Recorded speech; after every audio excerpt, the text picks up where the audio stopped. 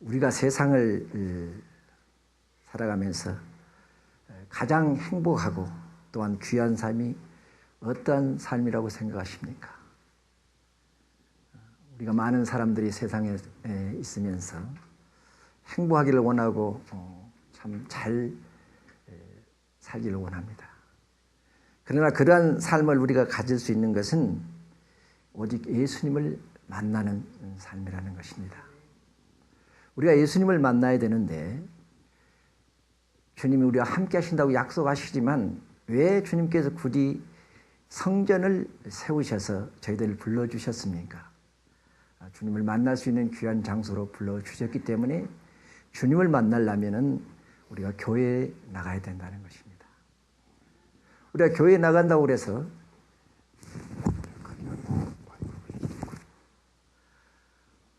주님을 다 만나는 건 아닙니다. 교회에 나가서 우리가 예배를 드림으로 예배 시간에 하나님의 말씀을 통해서 주님을 만날 수 있다는 것입니다. 그러한 우리의 삶을 하나님이 익히 알으셨기에 하나님은 전지전능하시고 또한 우리의 모든 것을 다 아시고 전능하셔서 해결하지 못할 것이 전혀 없으신 하나님이십니다. 하나님은 다 아시고 다 가지고 계시며 다 할 수 있으셔서 영원히 자유하시고 행복하십니다. 하나님께서는 이같이 전지하시고 전능하신 능력을 영원 전부터 영원 후까지 홀로 가지고 계시기 때문에 하나님께서는 아무에게라도 행복을 허락해 주시면 그는 그 즉시 행복할 수 있다는 것입니다. 이 땅에서 행복을 누리는 자는 인생을 마감할 때 그 육체는 사라진다 할지라도 영혼은 천국에서 영원히 행복할 수 있다는 것입니다. 저 하늘에서는 신이 하나님과 함께 계셔서 우리를 돌보신다는 것입니다. 계시록 2장 4절에서 7절에 보면 모든 눈물을 그 눈에서 씻기심에 다시 사망이 없고 애통하는 것이나 고가는 것이나 아픈 것이 다시 있지 아니하리니 처음 것들이 다 지나갔음이라라. 보좌에 앉으신 이가 가라사대 보라 내가 만물을 새롭게 하노라 하시고 또 가라사대 이 말은 신실하고 참되도다 하시고 또 내게 말씀하시되 이루었도다. 나는 알파와 오메가요 처음과 나중이라. 내가 생명수 샘물로 목마른 자에게 값없이 주리니 이기는 자는 이것들을 유업으로 얻으리라. 나는 저희 하나님이 되고 그는 내 아들이 되니라. 사랑하는 하나님의 귀한 자녀 여러분, 이 말씀은 근거로 여러분들은 다 이뤘다고 생각하십니까? 믿으시면 아멘 하시기 바랍니다.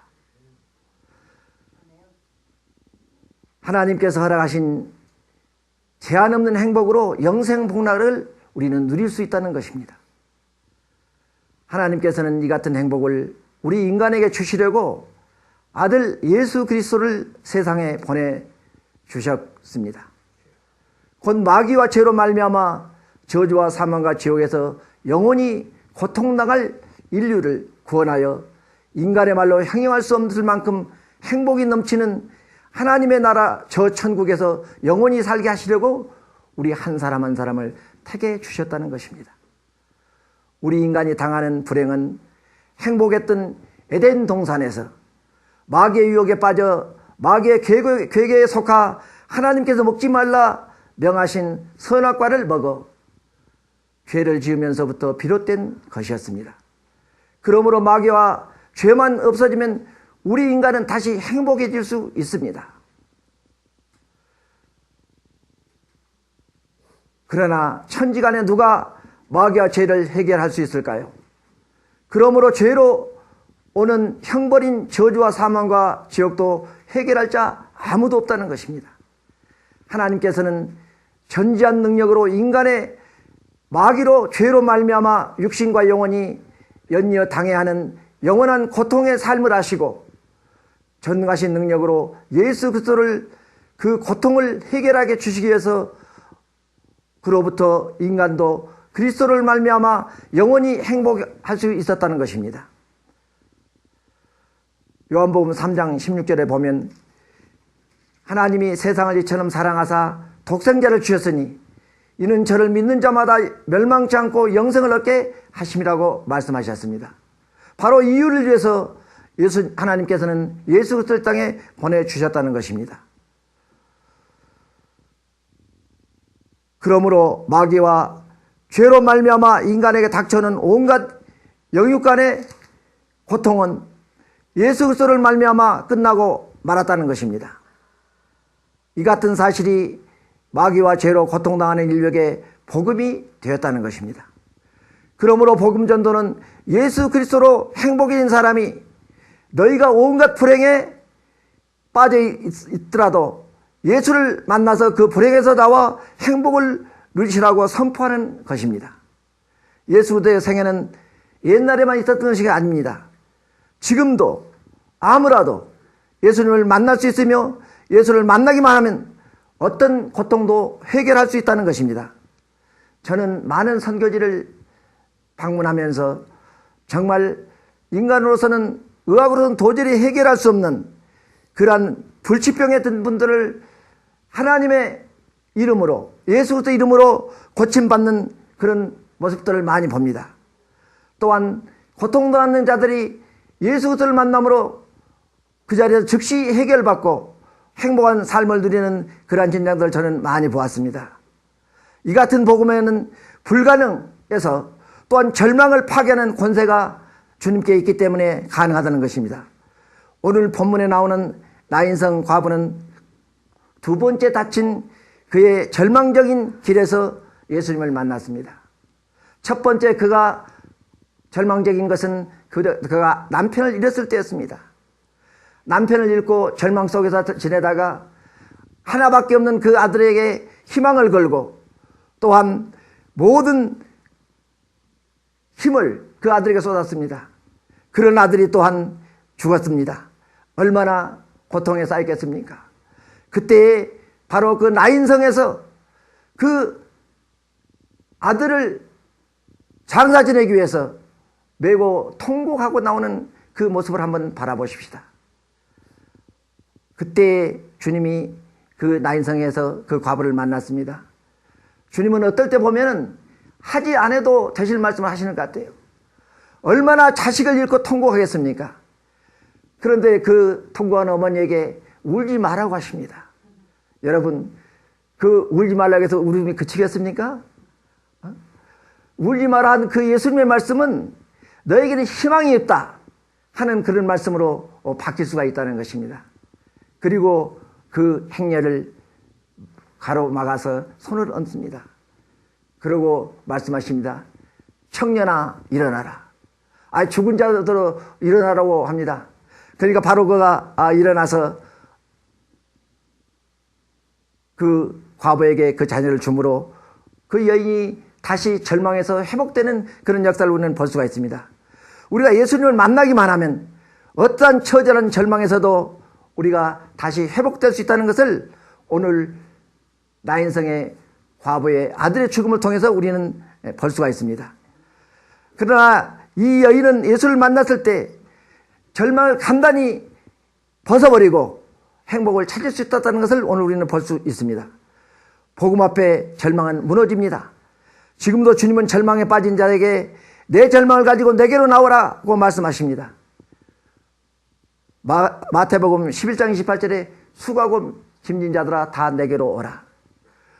오늘 우리가 찬양한 예수가 좋다고 찬양을 하면서 저는 곰곰이 생각해 봤어요. 설교는 다 했구나. 이 찬양 안에 다 들어있더라고요. 예수가 좋다. 우리가 좋은 그 예수님만 만나기만 하면 우리의 인생의 생사복을 자유롭게 주관하신 예수 그리스도를 우리가 만나기만 하면 우리의 어떤 고통과 절망에서도 우리는 그걸 파괴하고 일어설 수 있다는 것을 믿으시기 바랍니다. 오늘 예수님께서 명령하십니다. 청년아 일어나라. 또한 나사로와 나오니라. 소녀아 일어나라. 또한 우리의 복음서에 보면 바디메오의 사건을 여러분들은 잘 아실 겁니다. 길거리에 앉아서 한 푼 두 푼 구걸하는 그 소경 거지 바디메오. 소경도 안타까운데 거기다가 또 거지라고 그랬습니다. 얼마나 그의 삶이 안타까웠겠습니까? 그런데 갑자기 주위가 소란했습니다. 아, 무슨 일이냐? 왜 이렇게 소란하냐? 예수님이 지나간대. 예수님이 지나간대. 사랑하는 하나님의 귀한 자녀 여러분, 예수님이 여기 오셨습니다. 그 예수님이 바로 여기 오셨습니다. 바디메오가 갑자기 다윗의 자손 예수여 나를 불쌍히 여기소서 소리를 질렀습니다. 그러니까 주변에 많은 사람들이 아마 거지고 소경이기 때문에 많은 멸시를 받았던 것 같아요. 야, 시끄럽다, 조용해라 하고 성경에 기록이 되어 있어요. 잠잠해라. 그러니까 더 큰 소리로 소리질러 다윗의 자손이여 나를 불쌍히 여기소서. 그 소리가 예수님의 귀에까지 들렸다는 것입니다. 예수님이 멈춰서서 뒤돌아보고 내게로 오라고 하십니다. 아마 그 얘기가 직접 들려지지 않았던 것 같아요. 중간에 누군가가 야, 예수님 너가 너를 오라 한대 하니까 바디메오가 자기가 입고 있던 겉옷을 집어 던져보고 주님 앞에 달려갑니다. 아마 그 바디메오에게는 그 겉옷이 자기 전 재산이나 다름없습니다. 추울 때 추위를 이기고 또한 보호하는 보호막으로도 사용하고, 근데 그걸 벗어버리고 이렇게 나갑니다. 우리는 세상에 있으면서 주님 앞에 나오지 못하는 많은 분들이 있습니다. 권력의, 물질의, 명예의 겉옷을 짊어지고 그걸 벗지 못해서 주님 앞에 나오지 못하는 사람들이 많이 있습니다. 주님 앞에 달려왔습니다. 주님이 그때도 또 그 바디메오에게 좀 이상한 말씀을 하시더라고요.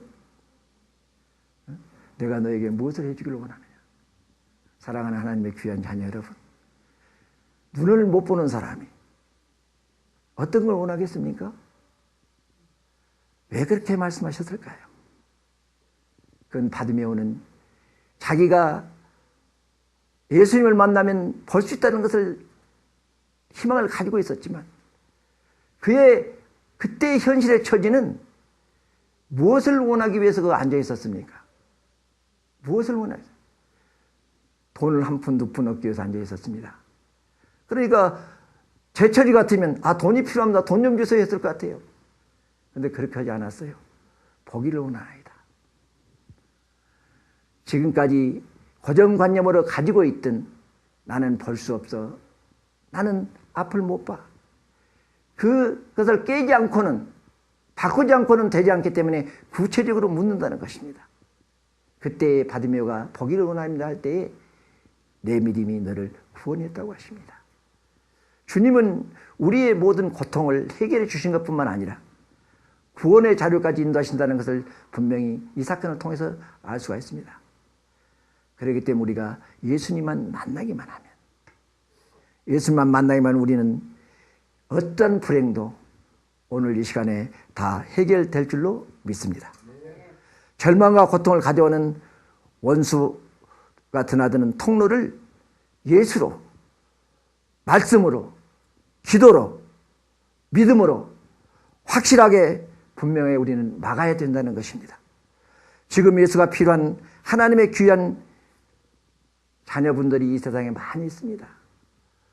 그분들을 향해서 우리가 주님께서 나인성 과부를 찾아갔듯이 우리가 직접 찾아가서 예수님만 만나면 이 불행에서 해결될 수 있다는 것을 우리는 전해야 되는 겁니다. 지금 이곳에도 성령으로, 말씀으로, 응답으로 예수 그리스도의 이름으로 역사하고 계신다는 것입니다. 예수의 이름으로 우리가 자유함을 얻으십시다. 그리고 이 복음을 전하십시다. 이것이 주님의 소원입니다. 주님이 가장 원하는 것은 우리 한 사람 한 사람을 택해 주셨을 때 우리를 통해서 아직도 고통에서 절망해서 헤매고 있는 그들에게 예수님을 만날 수 있는 복음을 우리가 전해야 된다는 것입니다. 소경 바디메오도 아마 누군가에게 예수님에 대한 복음을 들었던 것 같아요. 들었던 것 같아요.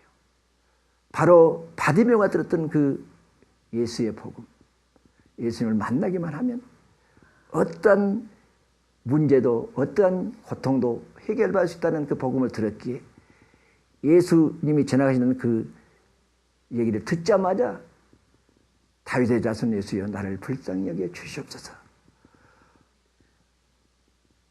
주님이 우리 한 사람 한 사람을 불쌍히 여기는 마음만 있으면 우리의 모든 것은 해결될 수 있다는 것이 분명히 오늘 라인성 과부의 아들을 살리시는 것을 통해서도 또한 바디메오의 눈을 뜨는 그 현장에서 우리는 분명히 알 수 있습니다. 주여 나를 불쌍히 여겨 주시옵소서. 제가 선교지를 다니면서 어느 분들이 가끔 물어요. 아니 나는 기도를 할 수 없는데 어떻게 기도해야 됩니까? 나는 불치병에서 나는 기도도 할 줄 없는데 어떻게 기도해야 됩니까? 저는 그분들에게 이렇게 말씀해요. 주여 나를 불쌍히 여겨 주시옵소서. 하루에 100번씩만 하십시오. 그 기도만 가지고 부르짖으면 기적이 일어나요. 성경에 보면 주님이 불쌍히 여길 때에 역사가 일어나는 현장 우리는 많이 볼 수 있습니다. 우리가 힘들고 어려울 때 기도가 되지 않습니까? 그때는 주여 나를 불쌍히 여겨 주시옵소서. 그러한 기도를 하시기 바랍니다. 그럴 때 하나님께서 우리와 함께 하셔서 우리의 모든 절망과 고통에서 해결받도록 해주시면서 우리 한 사람 한 사람을 통해서 주님의 복음이 온 세상에 전해질 줄로 믿습니다. 예수님은 우리를 구원해 주십니다. 그러한 예수님을 우리가 믿고 전해야 되는 주님의 소원을 풀어드리는 여러분과 제가 되시기를 바랍니다.